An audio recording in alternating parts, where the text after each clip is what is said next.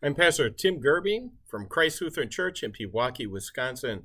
Welcome to today's devotion.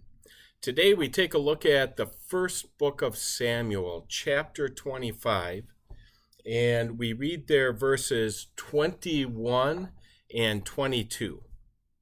David had just said, "It's been useless. All my watching over this fellow's property in the wilderness so that nothing of his was missing, and he has paid me back evil for good.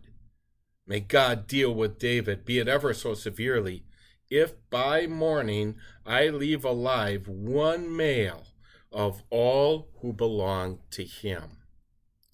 David, as a young man, became a valiant warrior serving Saul, the king of Israel. God gave David many victories over Israel's armed enemies, which was of great benefit for Saul. However, once Saul learned that God had decided there'd be no dynasty following his kingship because of Saul's unbelief, and that David would replace Saul as king and he would have this everlasting dynasty, Saul became enraged. He used his military to hunt down David and to kill him. On one occasion, David fled with 600 loyal soldiers attached to him.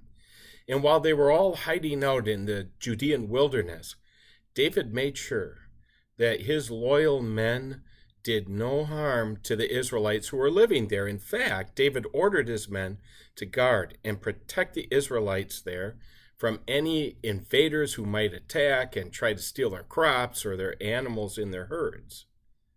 One wealthy man named Nabal benefited greatly from this. When it was sheep shearing time, which was a very festive time of the year, David sent some of his men to ask Nabal to allow them to celebrate with Nabal and his servants, which was kind of like inviting yourself and 600 other people to someone else's party. Nabal had never complained about David and his men when they were hiding nearby and protecting him and his flocks. But Nabal was a selfish and a greedy man. He didn't have the reputation of being grateful or generous. And so, knowing that King Saul wanted David dead, Nabal chose to pit one side against the other. He'd use David to get free protection, and then later use Saul to get out of showing appreciation to David in the end. David's reaction to that treatment wasn't praiseworthy. He became infuriated. He even made an oath that he would kill all of Nabal's men. How unjust! It wasn't the fault of Nabal's men, his servants. Why swear to destroy them?